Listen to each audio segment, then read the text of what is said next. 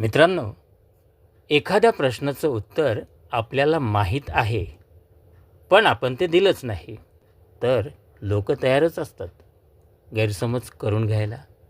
तुमच्या लक्षात नक्कीच आलं आहे. तर मित्रांनो, समजा तुम्हाला कुणीतरी किडनॅप करून एका मोठ्या रूममध्ये डांबून ठेवले आहे. त्या रूममध्ये तुम्ही एकटेच आहात.